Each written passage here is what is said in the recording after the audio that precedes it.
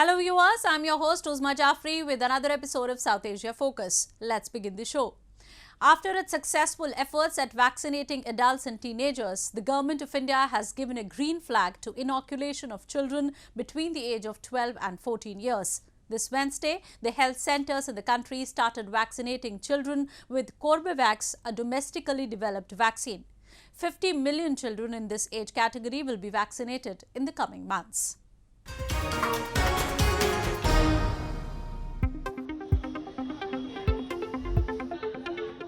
India started administering doses of COVID-19 vaccine to young people aged between 12 and 14 as public and private schools reopened. The government aims to swiftly expand vaccine coverage by also dropping a restriction on booster doses for those older than 60 only if they had a comorbidity condition.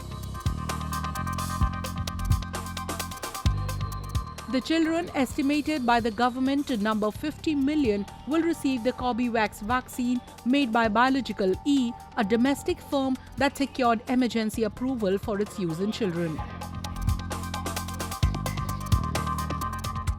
पहले सबको vaccine की योजना की थी और आज है ना आज हम जैसे बच्चों के लिए भी ना वैक्सीन की योजना की है तो है ना हम लोग की सेफ्टी के लिए हम लोग आज वैक्सीन लगवा रहे हैं अपने स्कूल में से और हमारे और हमारे परिवार के लिए वैक्सीन सही है.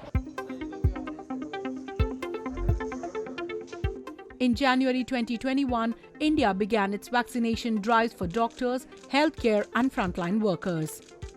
The aim was to ensure those at the forefront of the fight against COVID get proper protection at the earliest. In March 2021, vaccination was open to those above 60 and those over 45 with comorbidities. Later, the vaccination was opened for all those above 18.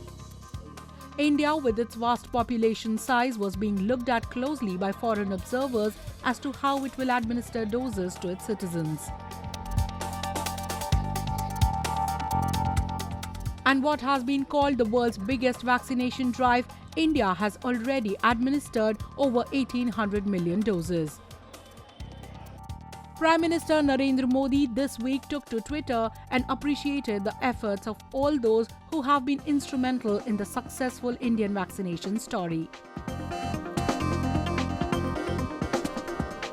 It has been due to the sustained vaccination efforts that India is now reporting only over 2,000 cases a day against the tally of nearly 300,000 cases per Delta wave and 400,000 cases during Omicron wave. The schools have reopened and now the young students too feel secure. पहले जब हम school आते थे तो फिर Covid का डर रहता था लेकिन अब हम वैक्सीन लेने के बाद कोविड का डर इतना नहीं रहेगा, अब थोड़ा कम है. फिर दूसरा डोज भी लेंगे हम तो फिर कोविड का डर पूरा नहीं रहेगा हमारा. Delhi's proactive efforts not only saved thousands of lives from COVID in India, but people across the world have been benefited with India-made vaccines. The vaccine Maitri program that suffered a temporary halt during the country's second wave has continuously transported vaccines around the world, especially to the third world countries who haven't been able to produce on their own or procure enough for its population. India has also administered over 20 million precautionary doses and has now allowed anybody over 60 years to receive the same. The government says it is committed to administer every single Indian with COVID jabs, and keeping in view the positive reception among the Indian mass regarding the vaccine, the country is likely to meet all its targets and set benchmarks for others to follow.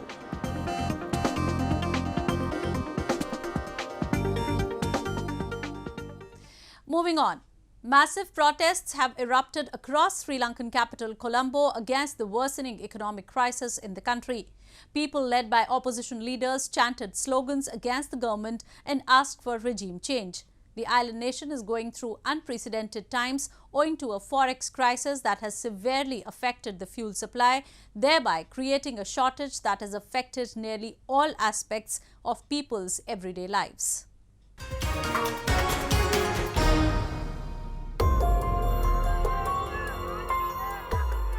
Hundreds of Sri Lankans, led by opposition leaders, took to the streets of capital Colombo against the worsening economic crisis in the country.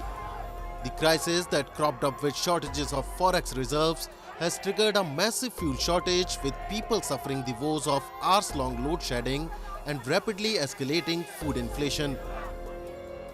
They sloganeered against Rajapaksas, who have been at the helm of Sri Lankan affairs, accusing them of mismanaging the country's economy and failing to bring enough foreign currency in times of crisis. Protesters let off firecrackers and marched near the president's office, where they were stopped by the armed security personnel. People said their livelihood was getting affected severely due to the crisis. They also chanted slogans demanding a change in the regime.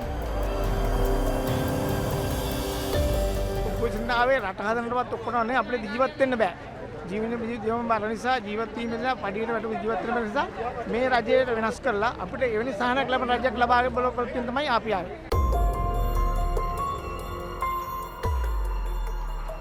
The Indian Ocean nation's foreign exchange reserves have fallen 70% in the past 2 years to about $2.31 billion, leaving it struggling to pay for essential imports including food and fuel. Meanwhile, President Gotabaya Rajapaksa, who had earlier changed several ministers in a snap cabinet reshuffle, addressed the nation and said his government was in negotiations with the International Monetary Fund in order to seek its help in resolving the country's crisis. He also informed that his government had set a target of cutting its trade deficit by about 14% to $7 billion this year from $8.1 billion last year. Sri Lankan government is also expecting $5 billion in remittances, which might provide some reprieve to the island nation. ජාත්‍යන්තර මූල්‍ය අරමුදල සමග ඊයේ පැවැත් වූ සාකච්ඡාවත් මේ අරමුණින් කළ එකක්. ඒ සාකච්ඡාව තුළින් අප බලාපොරොත්තු වන්නේ වසරකට අප ගෙවිය යුතු ණයවාරික ස්වෛරීත්ව බැඳුම් කර ආදිය ගෙවීම් සඳහා ක්‍රමවේදයක් සලසා ගැනීමයි. ජාත්‍යන්තර මූල්‍ය අරමුදල සමග මා කළ සාකච්ඡාවට පසුව වාසි හා අවාසි අධ්‍යයනය කොට තවදුරටත් ඔවුන් සමග එක්ව කටයුතු කිරීමට මා තීරණය කළා.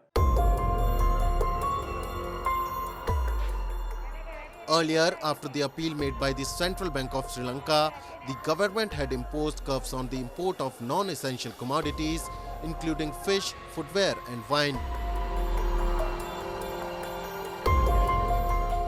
Not only the Sri Lankan's reserves have dipped to $2.3 billion, the government is also due to repay a debt of about $4 billion in the remainder of this year.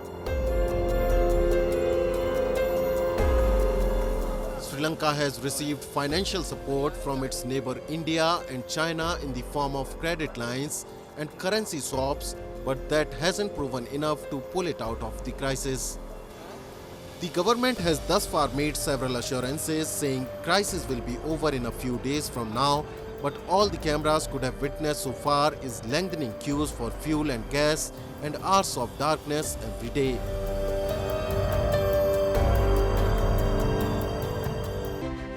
Time now for Asia This Week, the stories from across the continent.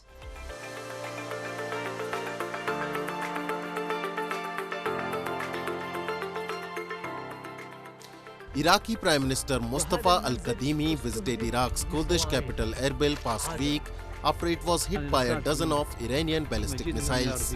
While touring residences and Kurdistan 24 TV station that were damaged by the missiles, Kadhimi also met with the Kurdistan's regional government leaders. According to Kurdish officials, the missiles came down in areas near a new US consulate building on March 13. This has been referred to as an unprecedented assault on the capital of autonomous Iraqi Kurdish region that appeared to target the United States and its allies. US officials said no Americans were hurt, nor were US facilities hit. Kurdish authorities said only one civilian was hurt and no one killed. Iran's Revolutionary Guards claimed responsibility for the missile assault. Iranian state media said the Revolutionary Guards Corps had launched the attack against what it referred as Israeli strategic centers in Erbil, suggesting it was revenge for recent Israeli airstrikes that killed Iranian military personnel in Syria. The Iraqi Kurdish regional government has called on the international community to carry out an investigation.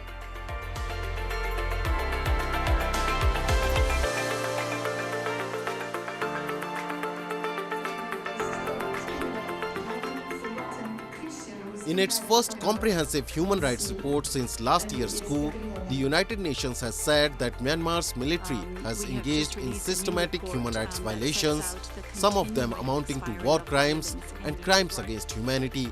The UN High Commissioner for Human Rights said that security forces have shown a flagrant disregard for human life, using airstrikes and heavy weapons on populated areas and deliberately targeting civilians. The report further added that many victims were shot in the head, burned to death, arrested arbitrarily, tortured, or used as human shields. The UN report said that it was based on interviews with scores of victims of abuse and witnesses whose accounts were corroborated with satellite imagery, verified multimedia files, and open source information. The report also said that at least 543 people had been killed for their perceived support of the military government.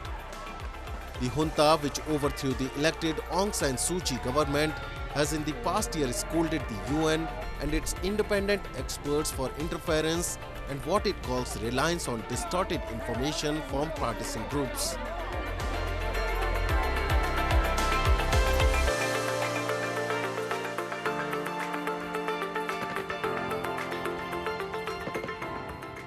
Taiwan's military past week held live-fire drills in its northmost territory, a remote island that is strategically located just off of China's coast. Soldiers fired shells at a floating red cross in the water, meant to represent advancing enemy forces. The echoes of machine guns and cannon fire reverberated around the coastline.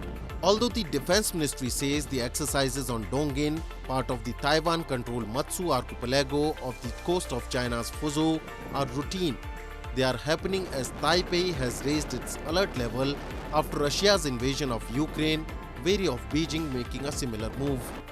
Taiwan has not reported any unusual activities by Beijing since the Ukraine war began. On February 5, a small, propeller-driven Chinese aircraft flew very close to Dongin. Taiwan does not publish details of its military presence there, but the Dongin Area Command has been at the front line of Taiwan's defenses since the 1950s.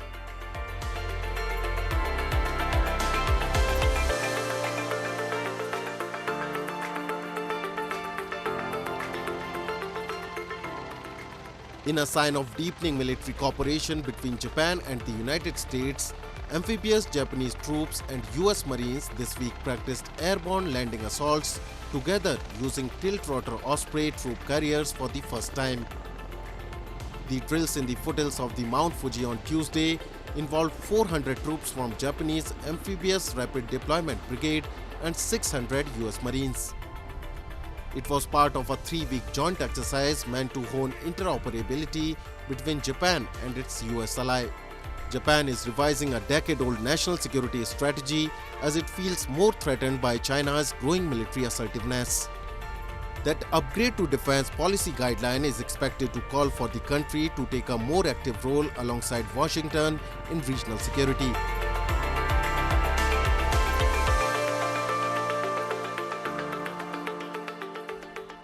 Moving on.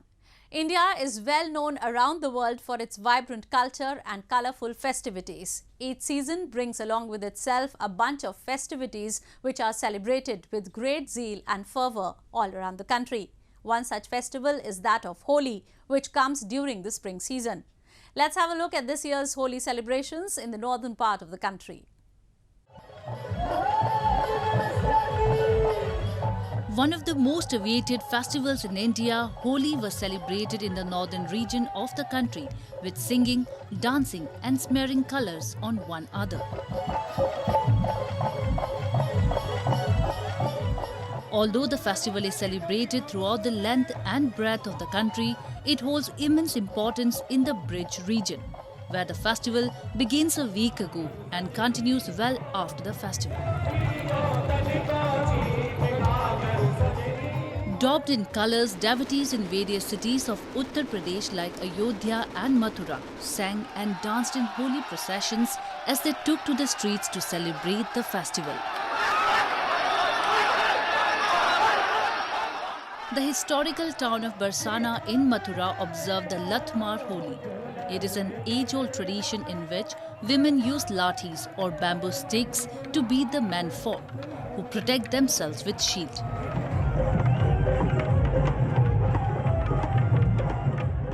मैं पहली बार होली खेलने आई हूँ। यहाँ पर सुन रखा था काफी समय से कि राधा कृष्ण की होली होती है और जैसा सुना था उससे काफी अच्छा पाया, बड़ा ही आनंद आ रहा है। Meanwhile, devotees in Varanasi town of Uttar Pradesh gathered at the banks of river Ganges to celebrate the festival by smearing pyre ashes. Citizens offered prayers to the holy god of destruction Lord Shiva and threw ash from cremation pyres and smeared it on each other's faces to celebrate the occasion at the Manikarnika riverfront.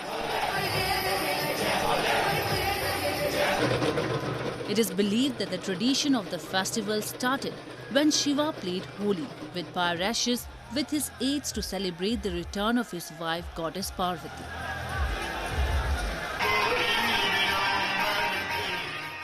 जो बाबा के प्रिय गण है, भूत प्रेत पिशाच निशाचर त्रिसदृश शक्तियाँ यक्ष गंधर्व किन्नर, वो जो होली मनुष्यों के बीच नहीं खेल सकते, तो उन भक्तों को प्रसन्न करने के लिए बाबा विश्वनाथ स्वयं मणिकर्णिका तीर्थ पर मध्याह्न स्नान करने आते हैं और उसके बाद अपने उन सभी प्रेमी भक्तों के साथ चिता भस्म की होली खेलते हैं।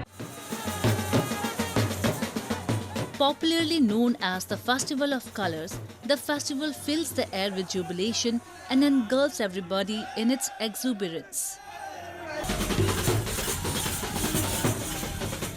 Every year, Holi falls after the full moon night in the Hindu month of Phagun, which coincides with the Gregorian month of March.